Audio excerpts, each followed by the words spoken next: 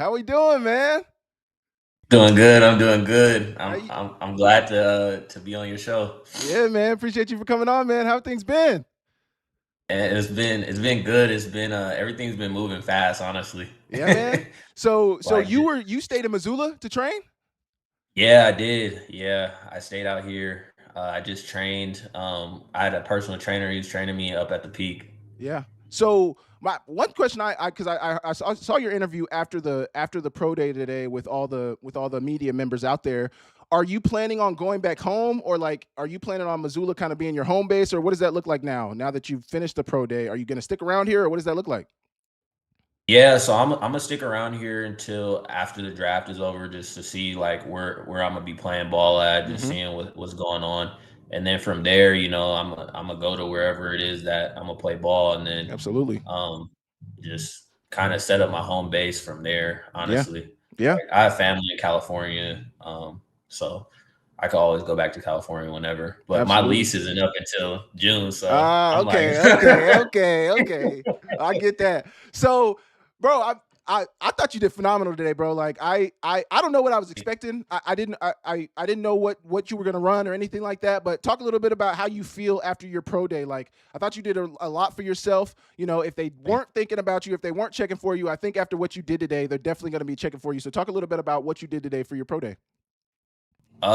So just being able to, do 13 on the bench. My goal is to get at least 12. So Yeah. just being able to get 13 was huge for me. I was very excited and happy about that. And then just the vertical jump, I didn't, I was going about 38 during Yeah. training, but to go 39 and a half, it was exciting, man. With I'm that not 39 though, it's like dang, like 39 and a half. You're like, dang, I was right there for 40. Like I can't just get 40.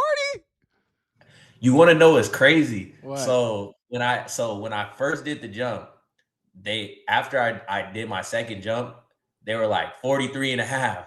Oh, I swear. I swear. I swear. I yo. was so lit. I was so turned. And then I came back and they're like, oh yeah, we made a mistake. It was 39 and a half. I was like, dang, I just got trolled. You're still happy. You're like, okay, 39 and a half, I'll take that. But it's like, dang, that Yeah. 43? You kidding I me? was like, my eyes got big. Okay, so let's get it to the 40. You Yeah. ran 4.51 in the 40. Is that where I heard you say you like that's kind of where you were in testing? Are you happy with that? Do you wish you would have been a little faster, or how do you feel about that? I mean, I definitely feel like I should have been a little bit faster. Yeah. I know certain scouts had me like in the mid four fours, like they're saying like 4.45 range, which sounds more right to That me scout personally. stopwatch matters the most. Like, Most definitely. but but they said I went 4.51 for the official, so Yeah. Yeah. I would have hoped to have gone a lot faster than that. Yeah. But hey. So one thing I was thinking about is I didn't hear you mention an agent or anything. Do you have an agent? Are you working with anybody, or what does that look like? And kind of talk about, because I know how it happens. You know, the season happens. They hit you up during the summer, or they hit you up mid season. Like, what did that look like for you in terms of getting an agent? Yeah, so my agent, his name is Lee Steinberg. Hmm. He is based out of Huntington Beach in California. Yep. He's an older dude. He's been in the game for a really long time. Like Yeah. I don't know if anybody you watched Jerry Maguire. I think I've seen that. Is that a Show movie? Show Me the Money. Yeah, Show Yeah. Me Yeah. the Money. Yeah. The Yeah. Yeah. Quan. With Cuban Good Jr. That movie was actually made about him. Oh Like wow. his like yeah like and he represented like a lot of big names. Like he represents Patrick Mahomes. Like he represents a lot of guys, and um he actually just is taking a chance on me. Being a guy coming from a smaller school in the FCS. Yeah. And so I've been working with him, and I'm very confident in what he can do with his connections. That's the biggest thing, man. You said it right there. Connections. Like the biggest thing in choosing an agent is like you want to make sure there's somebody out there that is connected with coaches, with scouts, and like they can get you into the right rooms, or they can have those conversations where somebody's going to sign you. Like when they have those connections, when they're linked up with people, that's how you are able to get signed, and that's how you're able to get into a camp and get into a mini camp and all that stuff, man. That's super huge. Um, Thank you. so what about I want to go back. I want to go back to you getting to Montana and what that Yeah. process looked like for you. So you come from Utah, you're from California originally, go to Utah out of high school, you're a COVID freshman. So but the Big Ten, they played that year, didn't they? Yeah. Yeah. But you guys still Yeah. got an extra year. So talk Mhm. about what led you to leave Utah and come to Montana. What was that process like?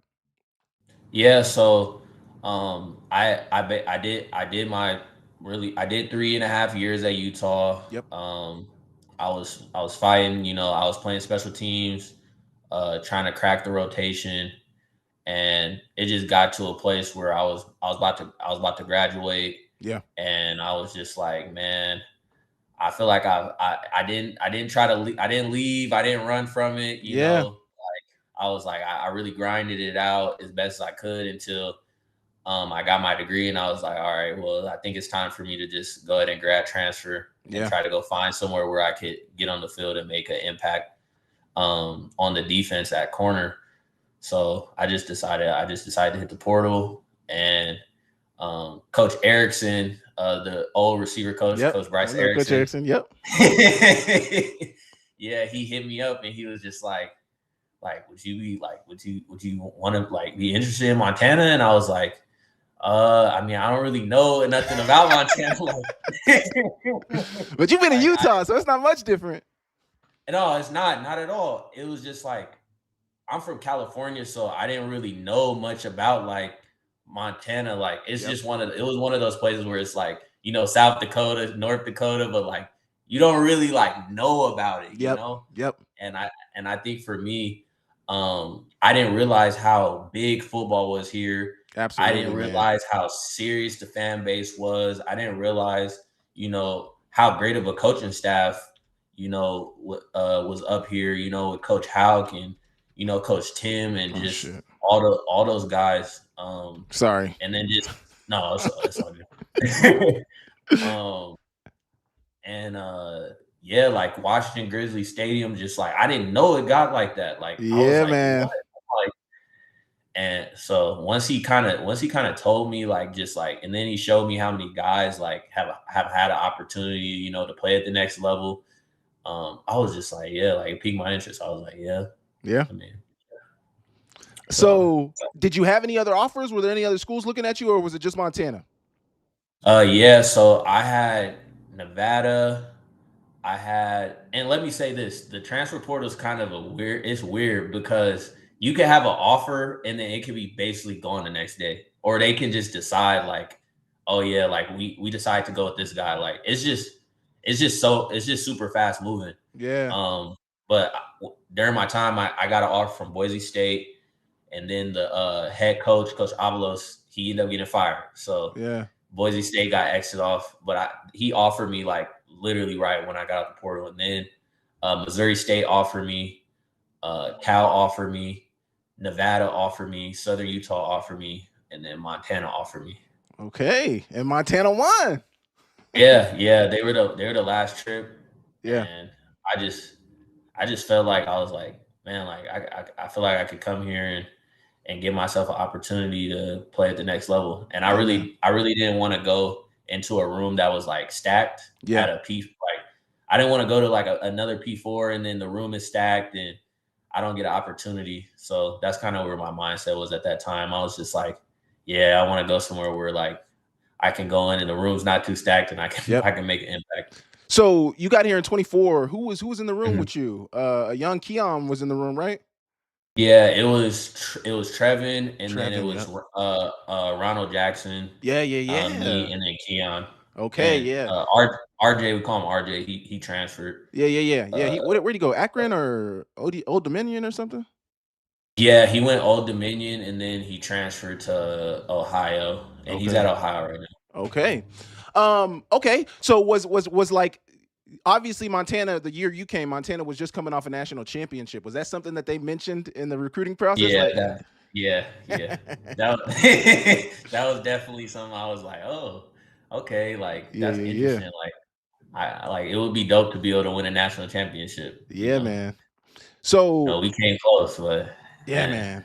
So hey, you brought it up. So let's talk about that. Obviously, you coming off the 2025 season. I'm a Grizz alum too, so I'm tapped in, and I work with Skyline Sports, so we're covering the Grizz and the Cats. Yeah. You guys had a phenomenal season last year, bro, but just 2 games all year that you just couldn't get over the hump. What was that like? And take us through that. You know. Yeah, I mean the season it was really fun. Like just winning that many games in a row and Yeah. like just seeing how everybody was just like it was just like all eyes was on us going into that Brawl of the Wild game. Like Yeah, man. it like the hype was at its like peak, Oh yeah. and uh it was just going into that game, just everything that was going on around it, like it was crazy. And then obviously like us going through all the motions of the game, and then after just like it was just hard, just because it was like, man, like we were literally 3 points away, like a couple plays away from getting them. And I feel like, we did everything that we possibly could. It's just some things didn't go our way at the right time. But like overall, like up to that point, like it was crazy because we was winning so much. Like we just kept winning back like over and over again. Finding a way, man. Finding a way.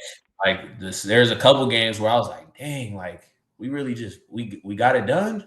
Like dang, like there's a couple games like North Dakota and Idaho State. Those were 2 games where I was like, man, like thank you, God, for Mike Wortham. Thank you. Absolutely, man.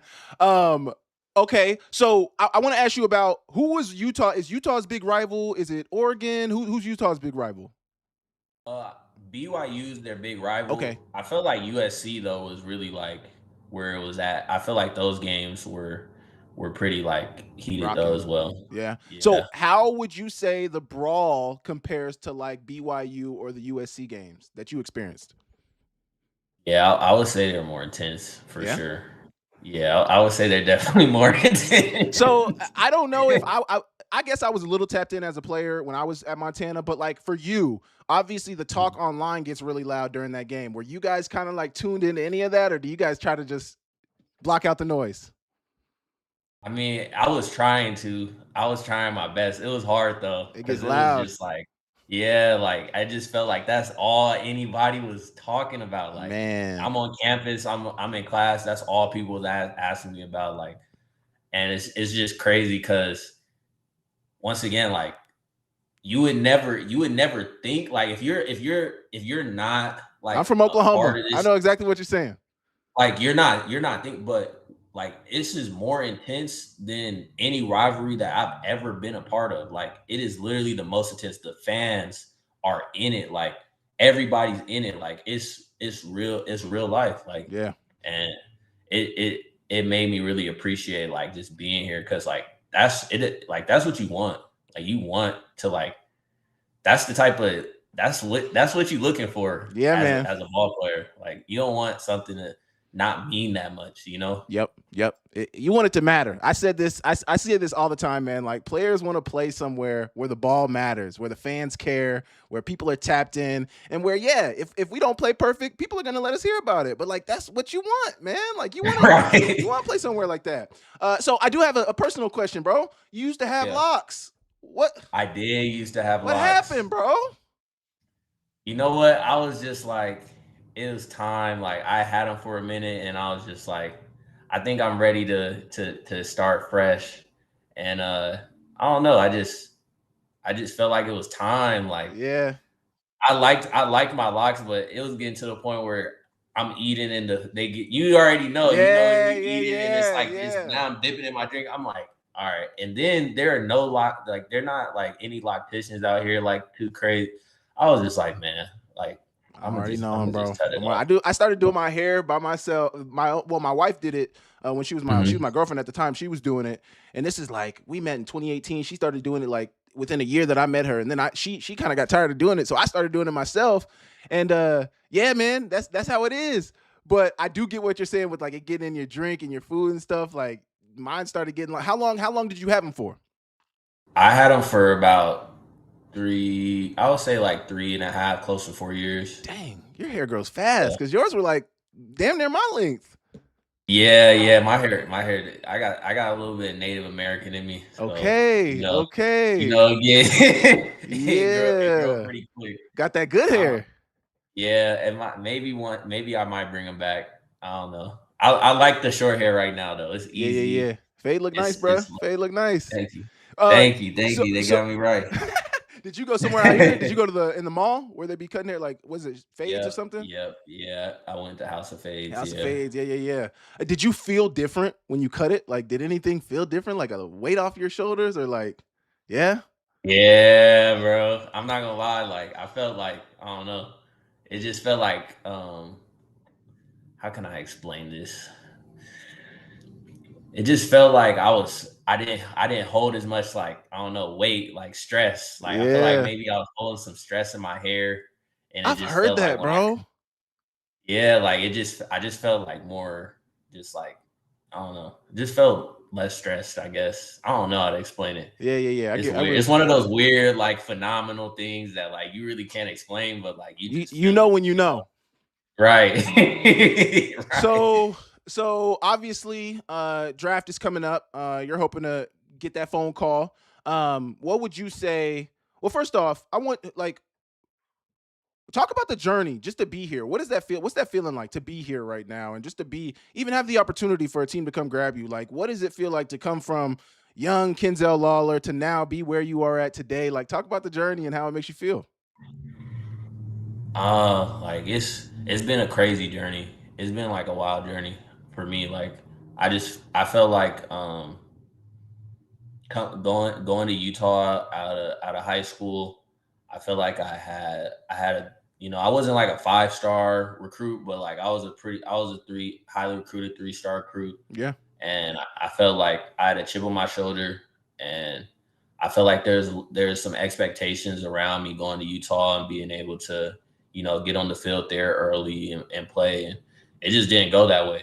right. So like for me, just having to like battle that mentally and just having to really like grow just like as a man and just being able to really like have to like deal with all the adversity that comes with that and like then being like, all right, well, I got to transfer. I got to go somewhere where I can play. And then getting here and, not still not getting, getting opportunity, but still not getting the opportunities that you're looking for completely. Yeah, And I just want to be the having to guy. really, I want to be that boy. you know, yeah, like I want to be that guy and just having to come here, and continue to play special teams, continue to be a rotational guy, Hmm. but still just staying like faithful in what I believe in and just trusting God's plan for me and not, giving up or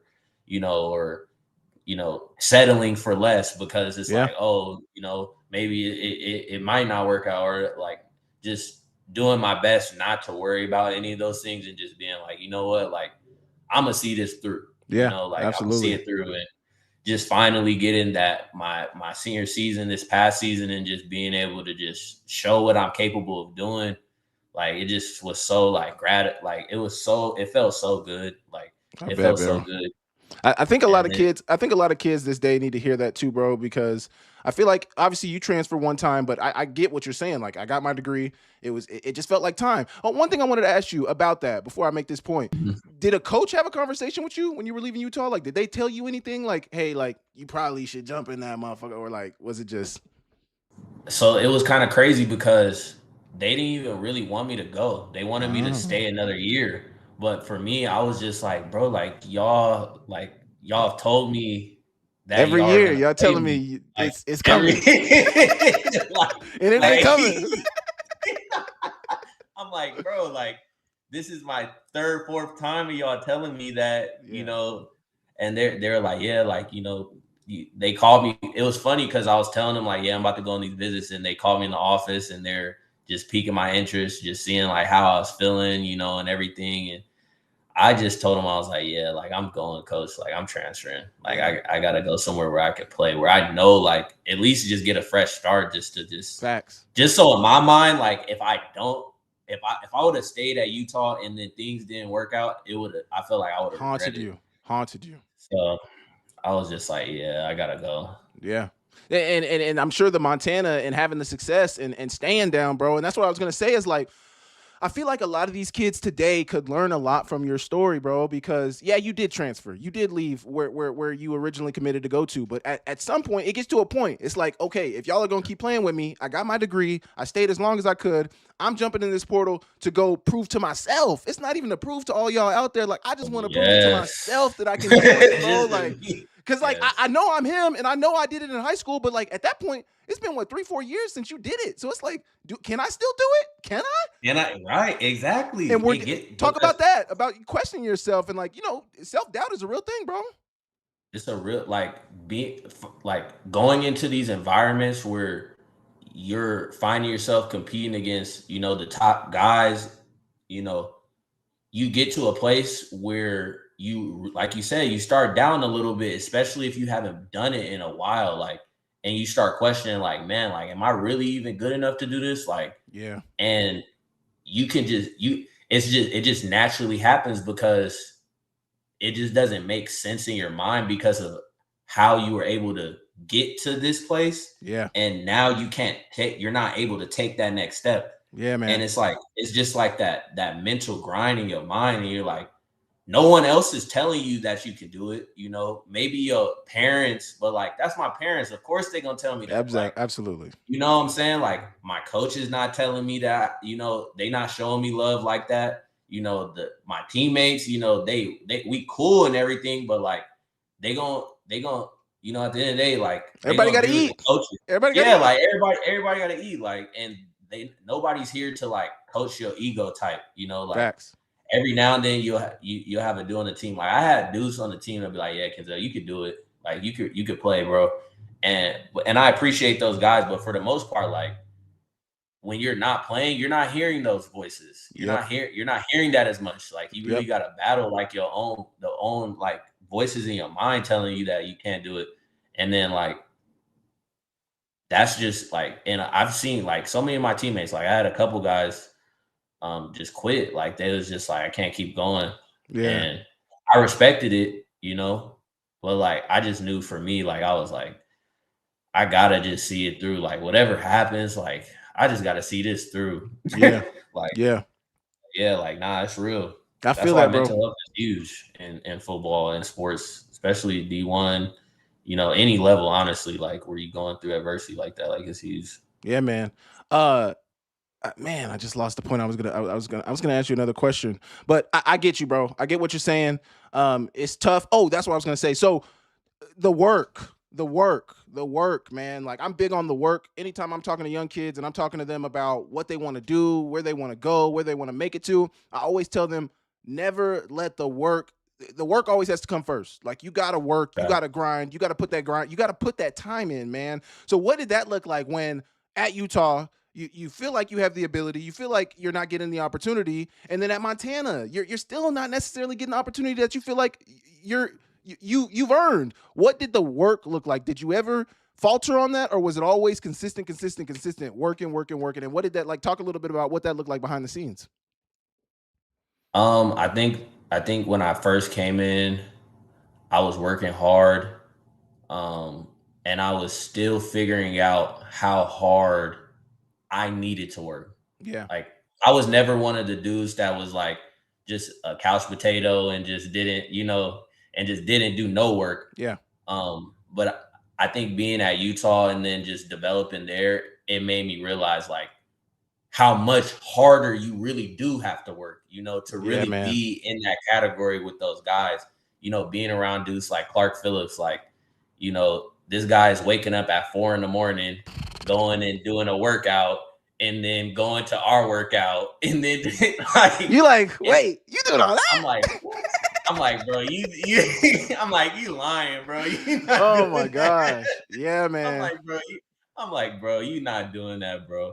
But like, realizing like, yeah, he was really on that type of time, like really doing that stuff. And it made sense because you would see it on the field, like just like from a mental standpoint, like he was just mentally stronger than dudes, like able to just kind of like he wasn't bending, like his will wasn't bending at all on that island. And like, of course, everybody gets the ball caught on him, but like just the way he would just continue to come back, like he would always say, like, whenever they catch that first ball on me, that's just waking me up. Like I'm Yeah. ready to, like now I'm just ready even to go even more.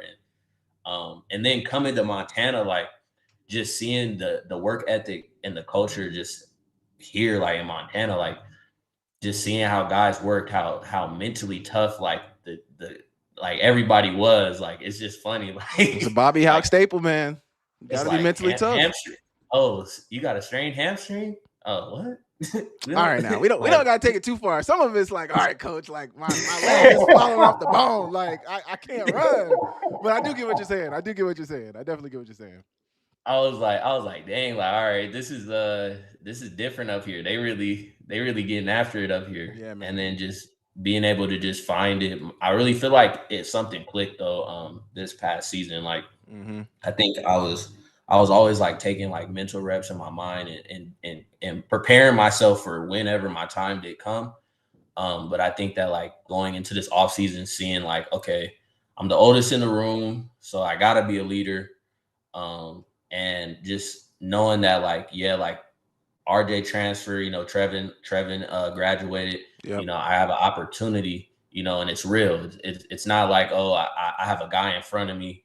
Like I'm actually inheriting like a starting position. And really for me, it's like, I just have to just not lose it. Yep. And I think for me, just knowing like I had that opportunity, I feel like it just motivated me even more just to make sure that like I took advantage of the opportunity as best as I could. And that just led to me just working even harder. Yeah, So, man. but Yeah, it's man. definitely levels to it. I learned that it's levels to how dudes really be working. Some Yeah, dudes man. is really different with it. Yeah, man. Like, yo, like it's just crazy when you get to college because my thought was always like, my brother was a 4-star. My brother went to Oklahoma State. He was like the big football player. I played football because my brother played football. And then it was like, Mhm. I wasn't all state. I was a 2-star, but I always say I was a 2-star because my brother was a 4-star. I had 7 touchdowns Mhm. in high school. But when I got to college, I just realized that like this guy was all state. This guy was all state. This guy did that. Mhm. And then to see the work, like you're saying, to see everybody's different work ethic, it's like, oh man, like this is definitely different at this level, man. Like Mhm. it's different, and people are willing to go. People are willing to go there to get what they Yeah. want. Yeah, like it's real. Like, and you like you hear about mama mentality and Yeah, all this stuff. And like you be like, man, like I'm like I don't know if you, but nah, like you said, some dudes really will take it to the furthest extent, like you wouldn't believe. absolutely. So some recent news. I'll let you go here in a minute. Couple more questions. Some recent news. Obviously, in the offseason, Coach Bobby Houck left, and obviously I'm sure had to sign off on you coming to Montana, and I'm sure he had a decent Yeah, impact on you. What were your thoughts when yeah. Bobby Houck decided to step away from Grizz football?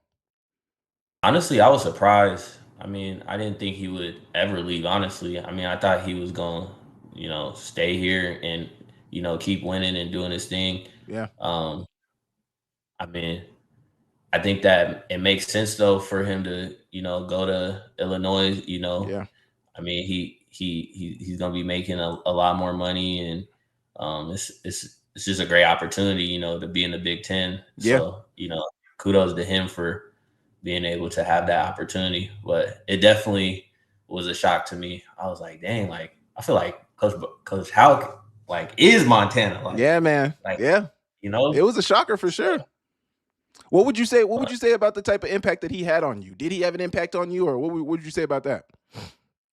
yes, he had a huge impact on me. How Like so? he, like he pushed me to like become the player that I needed to be to do what I did this past season. Like he never let me like settle. Yeah, You know, he always was pushing me in practice. Like, and I think what made our relationship so special is that like he knew like he could coach me hard. yeah, I think that like he knew that I wanted to be coached hard, and he knew that like I wanted to like be the best that I could be. So he never like let me settle, and he always found ways to like motivate me and get me to be the best player that I possibly could.